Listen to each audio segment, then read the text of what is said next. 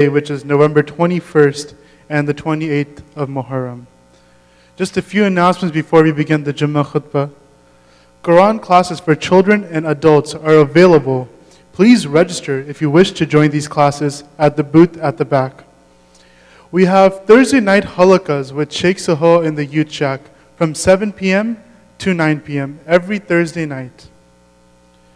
Tonight is Friday Ummah Night, aka Fun. Our program tonight is called Demise to Rise. Hear about how former prisoners turned their lives around. The panel discussion will be led by Imam Jihad Safir. Plan to arrive by 7 p.m.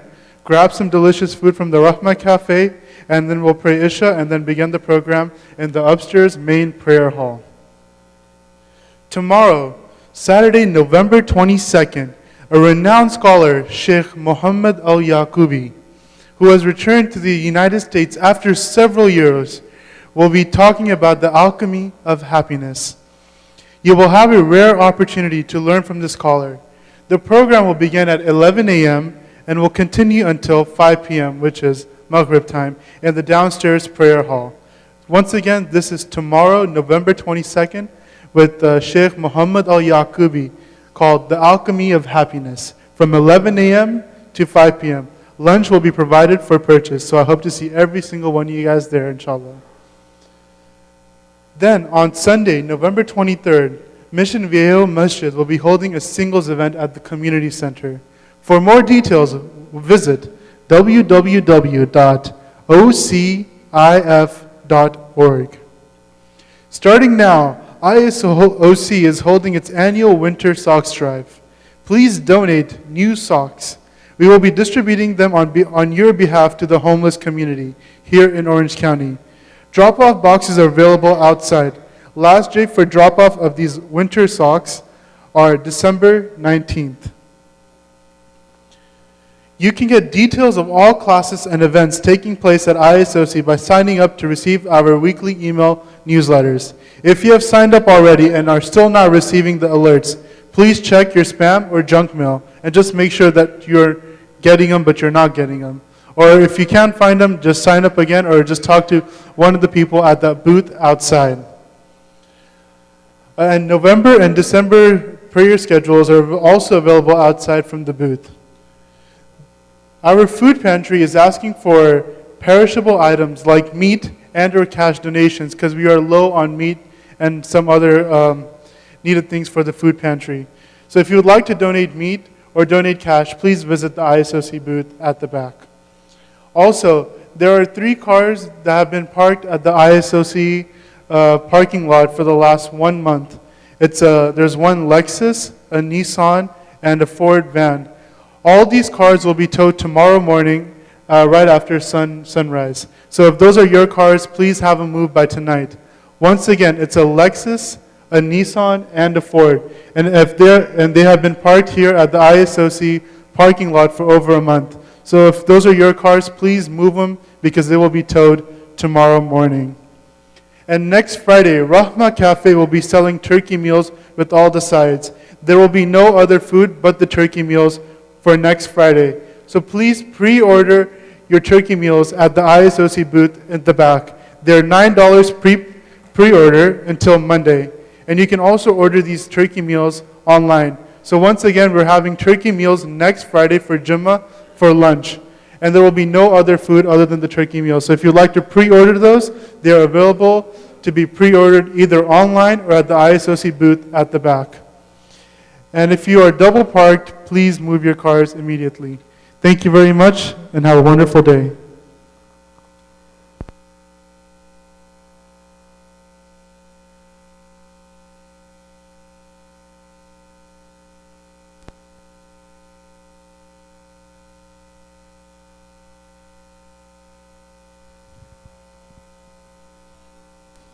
السلام عليكم ورحمة الله وبركاته.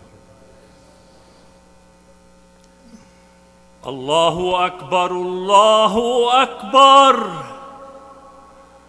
الله أكبر الله أكبر أشهد أن لا إله إلا الله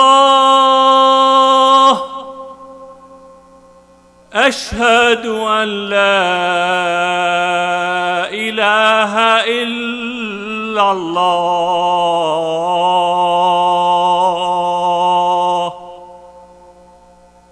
أشهد أن محمدًا رسول الله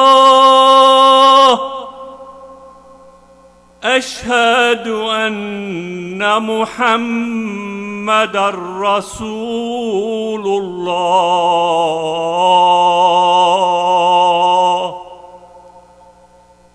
حي على الصلاة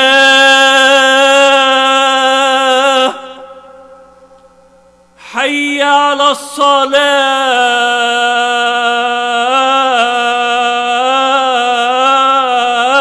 الصلاة حي على الفلاح حي على الفلاح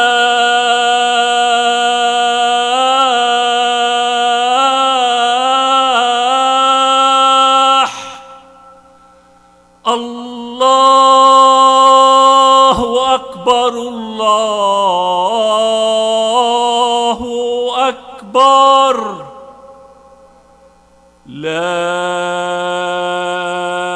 إله إلا الله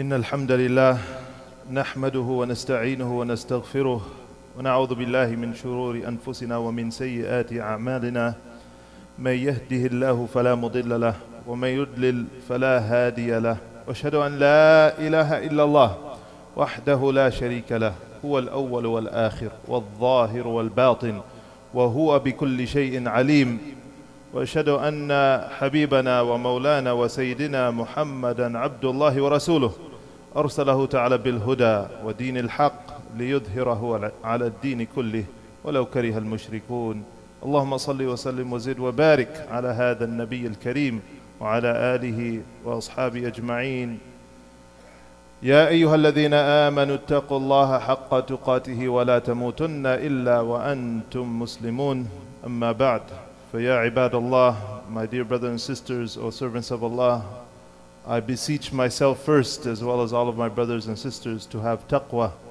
to have consciousness, to be fearful and aware of Allah at all times. Dear brothers and sisters, you know usually I don't like to speak about affairs that are taking place overseas. We like to concentrate on realities that are affecting Muslims here in our reality in the United States of America. We make mention of things that happen in other places, things that have taken place in the last couple of years, great political upheavals, popular uprisings that have taken place in Egypt, in Libya, in Syria, and so forth. But we usually don't do an in-depth analysis or talk about these things, the way people in those countries would discuss them. But today, I want to speak about something that is taking place overseas because our existence as Muslims here in America is directly dependent upon this particular matter, is so tied to what's happening in the other parts of the world. And in this country right now, in America and in the West in general, Islam and its perception in the eyes of the people of the Western Hemisphere is at an all-time low. I haven't seen any survey results, I haven't looked at any numbers, but I know it from reading the newspaper, from looking at the news, from just reading society and what people say about us, what was never said before. You had certain far-right wing groups that had already certain thoughts about what Islam is and who Muslims are and what they do and so on and so forth.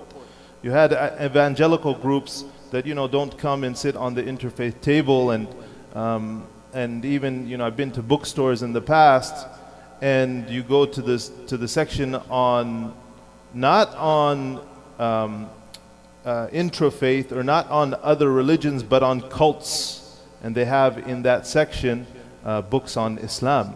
There are people in this nation who already have a certain view. But now you have events taking place in the world that are confirming those people's negative viewpoints of what Islam is and who Muslims are. So it's very important that we talk about this. And we're talking about the reality of ISIS, of the so-called Islamic State in Iraq and Syria. And they call themselves the Islamic State. It's very important that we understand this, brothers and sisters. Neither are they Islamic, nor are they a state. Neither are they Islamic, nor are they a state. In fact, it would serve us very well from this point on to call them the UnIslamic State or the anti-Islamic State. But to give them even that level of acknowledgement is something that we shouldn't do. The reality is that these people have nothing to do with Islam. That they are brutes. They are people, like we read in the books of medieval times, people who used to rape, pillage, rob, and plunder different societies. That's what these people are doing today under the name of the Islamic State. Imagine how damaging that is to us as Muslims and to who we are and what we are really about. And now, like I said, a large part of society is, that is soaking into their minds. Every evil that they perpetrate and then they spread it on the media tells us with full certainty, everything that we've learned in our life about what Islam is and how Muslims are supposed to act, what they do is the complete opposite of that. And so every single time they do something, it's just a confirmation of that for us. They just beheaded another innocent man, an aid worker, somebody who went there to go help the people of Syria, who you have millions of people who are displaced, who've had to leave the country, millions of people displaced within the country, people starving, dying, no medical aid. This man, he goes to help them. His name is Peter Kasik. He became Muslim while he was there. He changed his name to Abdul Rahman. To the point even his parents who are non-Muslim, they acknowledge him after his death as Abdul Rahman. Right? May Allah subhanahu wa ta'ala have mercy on this man. Say Ameen. Died as a Muslim. Inshallah died shaheed. Right? He went to spread goodness to those people before he was Muslim. And look what happened to him. They don't care who they kill, and they don't care what they do. Brothers and sisters, I want to talk to you about something amazing today, inshallah. Something that just gives us further confirmation about the truth of our deen. Our beloved Prophet sallallahu alaihi wasallam, Sayyidina Muhammad, Sayyid al-Awwaleen wal-Akhirin, the Lord of the chief of mankind from the beginning till end. He was a prophet. Allah subhanahu wa ta'ala, He gave him the ability to prophesize, or He gave him the knowledge of certain things by Allah subhanahu wa ta'ala's will, by His permission, from Allah subhanahu wa ta'ala's infinite knowledge. He gave certain things to our beloved Prophet sallallahu alaihi wasallam that He didn't give to other people. And that is certain insights about certain things that are going to take place in the future. We're talking about Rasulullah sallallahu alaihi wasallam, who lived over 1400 years ago. Now, we see certain things that he talked about then coming true. So listen to these words of Sayyidina Ali radiallahu anhu. And this is these words that I'm going to mention of him. They're mentioned in a book that's called Kitab al-Fitan, the book of tests and trials. And we live now in a time that is no doubt a time of fitan, a fitna. And this hadith is actually considered by the scholars, when the Sahaba, they talk about something that they have no way of knowing this knowledge except by hearing it through the Prophet sallallahu alaihi wasallam. They call it a hadith that's marfu' hukman. That means that Sayyidina Ali transmitted it. He's the one who related it. But it means that he heard it from the Prophet sallallahu alaihi wasallam, even though he didn't explicitly say that, because there's no way for him to know this information. And listen to what he said. So Sayyidina Ali says, إِذَا رَأَيْتُمْ الرَّايَاتُ السُّودِ. He says, when you see the black flags, when you see the black flags. One of the symbols of these people today, so-called, or the anti-Islamic state as we call them, is that they hold up black flags, right? And they claim that they're doing that because there are other hadith of the Prophet ﷺ where he talked about the Mahdi and the end of the times, when righteousness comes back to this world at the hands of the Muslims, that they will be carrying a black flag. But there's other hadith that talk about the black flag will be carried by imposters. So he says, إِذَا رَأَيْتُمْ الرَّايَاتُ السُّودِ فَالْزِمُوا الْأَرْضِ. He says, stay put. Stay put. Sayyidina Ali, he's telling us on the behalf of the Prophet ﷺ, stay where you are. In other words, what? Don't go to them. Don't go to them.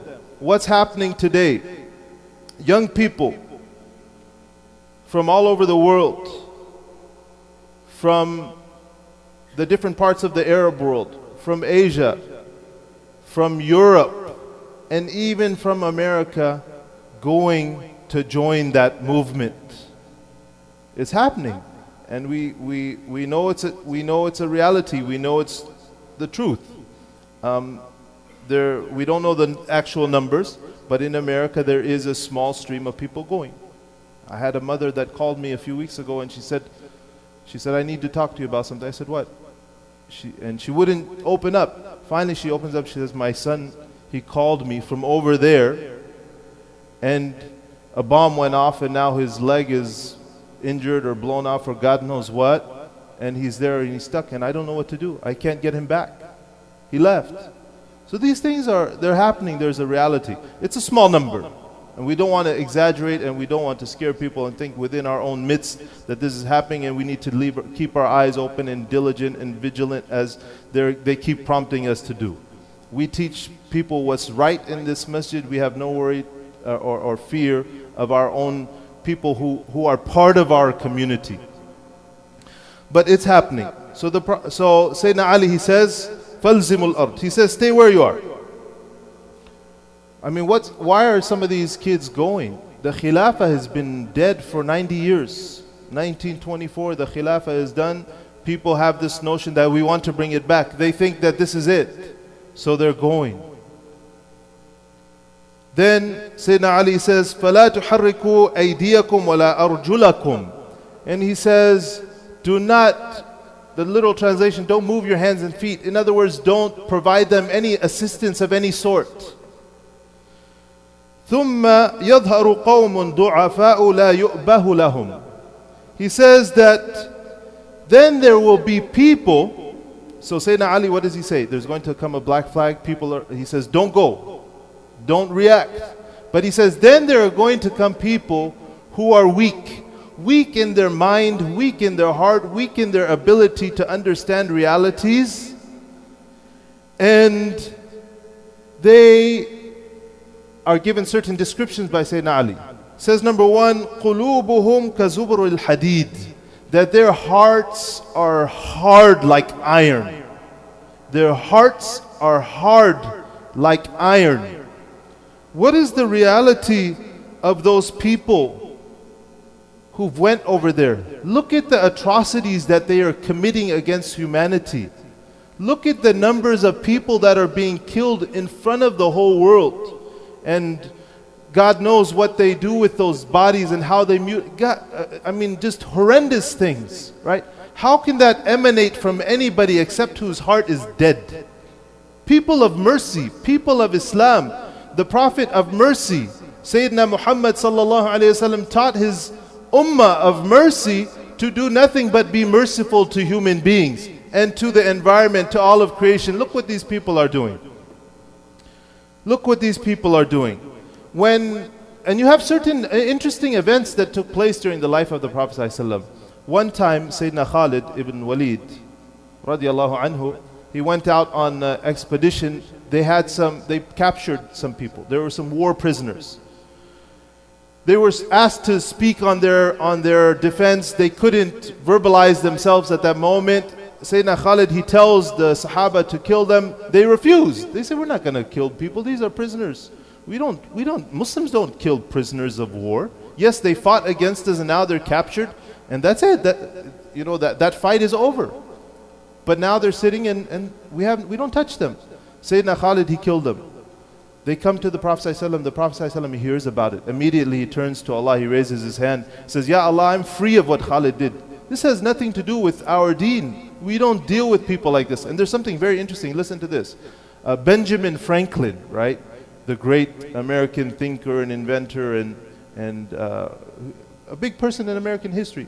He wrote, since the day that Muhammad sallallahu alayhi wasallam rebuked Khalid, Muslims have been good to prisoners for the last 1400 years, right? That's our reality. But look at these people. Look at these people. And then Sayyidina Ali says, Hum ashabu dawla. These people are a people of a dawla. What is a dawla? State. What do they call themselves in Arabic? A dawla al-Islamiyya al-Arabiyya. This is what they call themselves now. Hum ashabu dawla. لا يفون بعهد ولا ميثاق. They do not keep to any contract or agreement, any sort of covenant that's there. They break it.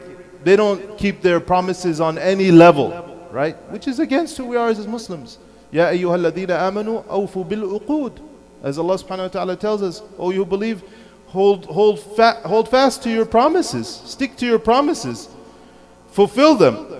These people, what do? They kill journalists. They kill people who are taking aid. People who are journalists and these people are innocent people. They're free of the fight. They have nothing to do with any of that stuff. And by all humanitarian rules, by UN human rights codes and everything, by our standards as Muslims, these people are to be left alone. These are people that they're using as victims, or that are becoming victims in their hands. And then Sayyidina Ali says, يَدْعُونَ إِلَى الْحَقِّ. They call to the truth. And the statement is very interesting by Sayyidina Ali. It says that they call to the truth. What are they calling to? They're calling to Islam. They're calling to Islam. وَلَيْسُوا مِنْ أَهْلِهَا. But the reality is they have nothing to do with Islam. These people are not from what we call Muslims. And this is very interesting. There's a hadith that's related by Hudayfa ibn Hasil, radiallahu anhu. And this comes in many different books of hadith and different riwayat, slightly different wording. But he says that people used to ask the Prophet ﷺ about good. I used to ask him about evil because I was afraid that I would fall into it. So he says to the Prophet ﷺ, he says, you know what, we're new to Islam. We used to be a people who were in Jahiliyyah, who were in Dalala, who were in Shar, meaning, we were astray and we lived an evil lifestyle. But now Allah has blessed us with Islam and the good that's come with Islam. Will there be, after this good that's come, will there be any evil after that? The Prophet ﷺ, he says, yes, there will be. And the Prophet ﷺ, he says that there will be good, وَلَكِنْ فِيهِ دُخَانٌ. But in this good, it will be mixed up. There will be the smoke that clouds it. In other words, it's not going to be pure as it was the first time when the Prophet ﷺ brought it. So Sayyidina Hudayfa asked him, he said, وَمَا دُخَانُ? And what's that cloudiness that's going to come? The Prophet ﷺ, he says, قَوْمٌ يَهْدُونَ بِغَيْرِ هُدَى يَسْتَنُّونَ بِغَيْرِ سُنَّتِي وَيَسْتَنُّونَ بِغَيْرِ سُنَّتِي. He says that there will be people who will guide with other than my guidance. In other words, they'll be calling to supposedly to Islam, but it's not a guided path. And they'll be living a lifestyle that is not from my sunnah. Their way is not my way. Even though it's in that garb, it seems to be. This is what they call themselves. But that's not the reality. And then Hudayfa, he says, what about that? Is there any more evil that comes after that? فَمَا بَعْدَ ذَلِكَ مِنْ شَرٍ. The Prophet ﷺ, he says, yes. قَوْمٌ يَقُومُونَ عَلَىٰ أَبْوَابِ جَهَنَّمْ يَلْبِسُونَ جِلْدَتَنَا وَيَتَكَلَّمُونَ بِكَلَامِنَا. They said that then there are going to become people that are going to call to the gates of hell. They're going to call to the gates of hell. Do you see how serious this matter is? You know, up until now, what we've been seeing taking place in the world with different groups that have went astray and have done all type of atrocities, extremely bad. But now, you know, it's crossed all lines, past any imaginable thing that it can still be tied to Islam. It can still be tied to Islam, past all boundaries. So now it's very important that we understand the ideology, the methodology, the reality of these people, who they are. And I'm going to go into some more detail, inshallah, that will help. So the Prophet ﷺ, he says, they call to the gates of hell. That's the reality, not calling to Islam. They يَلْبِسُونَ بِالْجِلْدَتِنَا. That, you know, they're the same color as us. They're us. They're from the same, they're Arabs. They're no different. وَيَتَكَلَّمُونَ بِكَلَامِنَا. And they speak the same speech that we talk. In other words, they quote Quran, they quote Sunnah. This is what they talk. This is the language they use. And Hudayfa, he says, how will I know them? How will I be able to figure out who they are? And what should I do? The Prophet ﷺ, he says, عَلَيْكَ بِالْأَئِمَّةِ وَالْجَمَاعَةِ. عَلَيْكَ بِالْأَئِمَّةِ وَالْجَمَاعَةِ. He says, stay close, stick with the imams and with the jama'ah, with the Muslims. Stick with those who are on the true path of Islam everywhere in this world. 1.5 plus billion people in this world. Don't go to these people who claim to be something that they completely are not. And he says, and if there is not, and if there's no people, if there's no real Muslims left around, what do I do? فَمَاذَا أَصْنَعُ? The Prophet ﷺ, he says, عَضَّ عَلَى أَصْلِ شَجَرَةٍ حَتَّى يَأْتِيَكَ أَمْرُ اللَّهِ وَأَنْتَ عَلَى ذَلِكَ. He says, bite down on the roots of a tree, bite down on the roots of the tree until until Allah subhanahu wa ta'ala he calls an end to this world. And you're in that state of being. In other words, never leave the position that you are on. When you are living a life as a Muslim, you are guided by what Islam wants you to do and where it wants to take you, and and you're doing what Allah subhanahu wa ta'ala tells you to do. Never be shaken by some characters that come out of the blue and are calling to this a nonsense. And then the Prophet ﷺ, he continues in the description. This is very interesting. Asma'uhum al-kuna. He says their names are, you know what a kunya is when you call somebody Abu Muhammad or Abu such and such. You call them by not their direct name that they were given by their mother, but father of such and such, etc. These are the names that they take. Right? These are the names that they take. وَنِسْبَتُهُمُ الْقُرَى. And that they have these names like Al-Baghdadi, Al-Amriki, Al-Yamani, and so on, Al-Yamani, and all of these kind of names that they take. They don't, they leave their real names, their birth names, and they have all of these masks by which they live by. وَشُعُورُهُمْ مِرْخَاتٌ كَشُعُورُ النِّسَاءِ. And look how, subhanAllah, these are the words of Sayyidina Ali. These are not my words. But look at how they all fit what we see today. If I was to take this and show you the images of these people, you would see it all matches. And their hair is long like the hair of women. Isn't that what they look like? guys running around with long hair. That's not a standard way how people look today. That's a sign of who they are. حَتَّى يَخْتَلِفُوا فِي مَا بَيْنَهُم, until they start differing amongst themselves. What happened recently? Al-Qaeda broke off, Nusra Front, and then these people came, they disputed ISIS, and now they're killing each other. That's what the Prophet ﷺ, he says, Sayyidina Ali, relating this from the Prophet, that until they start differing amongst each other to the point where now they're killing each other. 10,000 of them, of their own groups, have killed each other. Right? All of this infighting that's taking place. ثُمَّ يُؤْتِ اللَّهُ الْحَقَّ مَنْ يَشَاءُ. And then Allah subhanahu wa ta'ala, He will give the truth to whomsoever He wills. And some of the ulama are saying that means that until the scholars, the people of haqq, the people are going to bring truth, and they're going to show that what these people are proclaiming is false. And we find, many of the scholars standing up today against this. There was a document, if you go online, lettertobaghdadi.com, you will find a letter that was signed by scholars and Muslim leaders from throughout the world, our Dr. Muzammil Siddiqui being one of them, where they refuted all of the basis upon which these people brought and that they claim to be calling to actually true Islam. Right? Scholars that represent the grand majority of Muslims throughout the world, refuting what these people have brought. And then, in addition to that, the media is trying to make this a Sunni and Shia thing. It's trying to make it a Sunni and Shia thing. It's not a Sunni and Shia thing. These people are far away from the Sunnah. They're far away from being Sunnis. They passed all limits. In the time of Sayyidina Ali, these people were called what? The Khawarij. The people who went outside of the boundaries and they started doing the unthinkable. These people are following in those same footsteps. And then,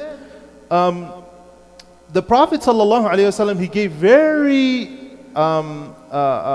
accurate or very particular description of who the Khawarij are and how they look and what their qualities are. In over 20 different hadith that are sahih or hasan, the Prophet ﷺ, he gives different qualities. Just very quickly to go over them with you. Number one, the Prophet ﷺ, he said, they are hudatha'ul asnan, that they are young boys, young men. Look at ISIS, look at Boko Haram, look at these groups. Who goes there? There's no old people, there's no ulama, there's no people of knowledge, there's no people of wisdom, just young boys. And there's an interesting chapter in the Kitab al-Fitan in Sahih Bukhari. Kitab al-Fitan is at the very end of Sahih Bukhari. In that there's a sub-chapter that's called Babu halaki ummati ala yaday ughayilamatin sufaha. That the chapter on the fact that this ummah is going to be destroyed at the hands of ughaylama, young boys who are sufaha, who are foolish, who are idiots, who are stupid. Right? That's exactly what's happening today. And then the Prophet ﷺ, he also described them as sufaha al-ahlam, that they are foolish. Inna fikum qawman ya'buduna wa yad'abun hatta yu'jaba bihim an-nas wa tu'jibuhum nufusuhum. And then the Prophet ﷺ, he says about them also that there are going to be people amongst you that they worship, and we'll talk about that in a minute, and until people are amazed by them. Like their worship is so much that people are amazed by them. And they become amazed at their own selves. And they become arrogant. They think that they understand the deen and nobody else understands the deen. Otherwise, how could Muslims, so-called Muslims, perpetrate the crimes that they do? Unless they thought what they're doing is right and everybody else is wrong, right? They become arrogant. They have no scholars amongst them. They step on the scholars. They disregard anything that any scholars try to tell them and try to correct them by. And then the Prophet ﷺ, he says about their ibadah, what type of lifestyle they live. لَيْسَ قِرَاءَتُكُمْ إِلَىٰ قِرَاءَتِهِمْ بِشَيْءٍ وَلَا صَلَاتُكُمْ إِلَىٰ صَلَاتِهِمْ بِشَيْءٍ وَلَا صِيَامُكُمْ إِلَىٰ صِيَامِهِمْ بِشَيْءٍ. And your reading of the Quran is nothing compared to their reading of the Quran. Your salah is nothing like their salah. Your siyam is nothing like their siyam. In other words, when you look at them, like, wow, these guys are amazing. Their ibadah. These guys are something else. But the Prophet ﷺ says about them, what? يَتْلُونَ كِتَابَ اللَّهِ رُطُبًا لَا يُجَاوِزُ حَنَاجِرَهُم. But they read the Quran and they're always reading it, but it doesn't pass their throats. In other words, they don't understand it. They don't ingest it. They're not able to taste the Quran, the sweetness of the Quran, the understanding of it. They have a very surface understanding, make misinterpretations of it, misunderstanding of it completely. يُحْسِنُونَ الْقِيلِ وَيُسِيئُونَ الْفِعْلِ. They speak very eloquently, but they act very ignorantly. They speak very eloquently, but their actions are completely opposite of that. يَقْتُلُونَ أَهْلَ الْإِسْلَامِ وَيَدْعُونَ أَهْلَ الْأَوْثَانِ. And they start killing Muslims and they start leaving other people. In other words, the majority of their victims are Muslims. So these are some of the realities that we're facing. We ask Allah subhanahu wa ta'ala to help us to know the truth and to help us to stand firm on the truth. Astaghfirullah li wa lakum ud'u Allah wa antum muqinuna bil ijaba.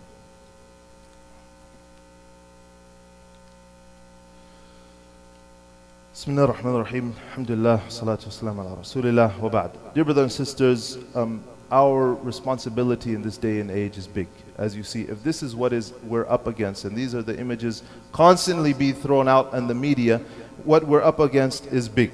We have to, number one, live like Muslims in all of our conduct. So people see Islam through us, not through them. And then it's also important, I just want to end on this, inshallah. I've already passed my time. I apologize for going a couple of minutes over time. Number one, we have to be very careful in the words that we use. These are not Islamic terrorists, right?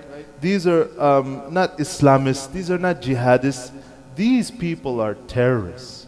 These people are people who inhumane, brutes, right? So they should be called for what they are. Do not put the word Islam and mix it in with who they are. Number two, that they should be referred to as a cult. As a cult. What does a cult do? A cult is able to recruit usually young men, young innocent people. They separate them from their families. They brainwash them with a certain ideology so that they can carry out violent acts. Right? That's exactly what has happened with these people. So they should be called a death cult, some sort of cult. But even terrorist doesn't even give the full meaning of truly what they are. Don't call them Muslim. Don't relate them to Islam. And number three, that they should not be called as radical Muslims or this is some sort of radical Islam. Right? They're off of the scale. If there's a scale, if suppose there was a scale, you have, I don't know, whatever you have on one end, on the other end, they're off of the scale. Not radical Islam, they're outside of Islam. That's why in the Prophet ﷺ, he called them Khawarij. Kharij means that somebody's outside. So don't call them, any of those names. And even for us, we don't call ourselves moderate Muslims. We're ordinary, regular, normal, everyday Muslims. So we ask Allah subhanahu wa ta'ala to help us to convey the message of Islam with truth and clarity. And we ask Allah subhanahu wa ta'ala to help us differentiate between truth and error. Allahumma ja'al هذا الجمع جمعا مرحوما وتفرقنا من بعده تفرقا معصوما ولا تجعل فينا ولا منا ولا بيننا شقي ولا محروما. اللهم ربنا آتنا في الدنيا حسنة وفي الآخرة حسنة وقنا عذاب النار. إن الله وملائكته يصلون على النبي يا أيها الذين آمنوا صلوا عليه وسلموا تسليما. اللهم صل وسلم وبارك على سيدنا محمد وعلى آله وصحبه أجمعين. وقم الصلاة.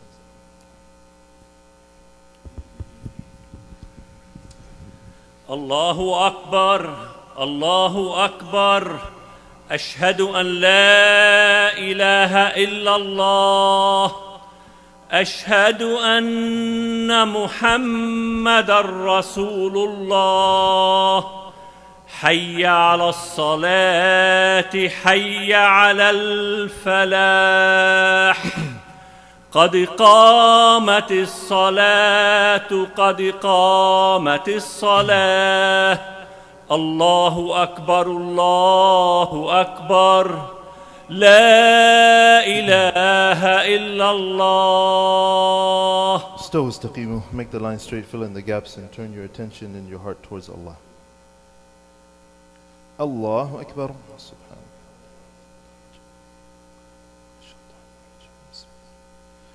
الحمد لله رب العالمين الرحمن الرحيم مالك يوم الدين إياك نعبد وإياك نستعين اهدنا الصراط المستقيم صراط الذين أنعمت عليهم غير المغضوب عليهم ولا الضالين آمين. والعصر إن الإنسان لفي خسر إلا الذين آمنوا وعملوا الصالحات وتواصوا بالحق وتواصوا بالصبر. الله أكبر. سمع الله لمن حمده. الله أكبر.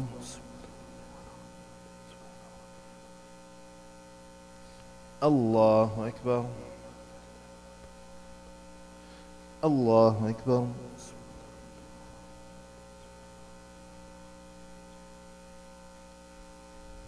الله أكبر. بسم الله. الحمد لله رب العالمين الرحمن الرحيم مالك يوم الدين إياك نعبد وإياك نستعين اهدنا الصراط المستقيم صراط الذين أنعمت عليهم غير المغضوب عليهم ولا الضالين آمين. بسم الله.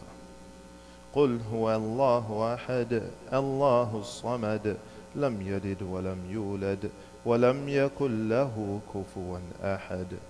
الله أكبر.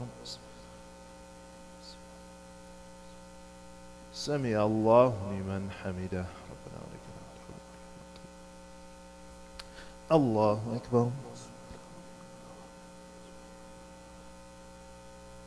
الله أكبر. الله أكبر.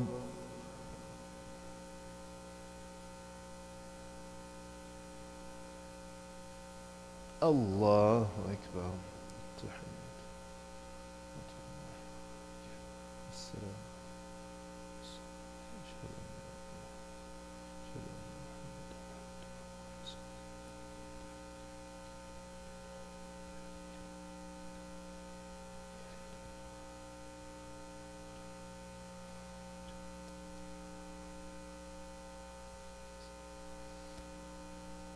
السلام عليكم ورحمة الله. السلام عليكم ورحمة الله. استغفر الله استغفر الله استغفر الله. السلام عليكم. السلام تبارك يا رب.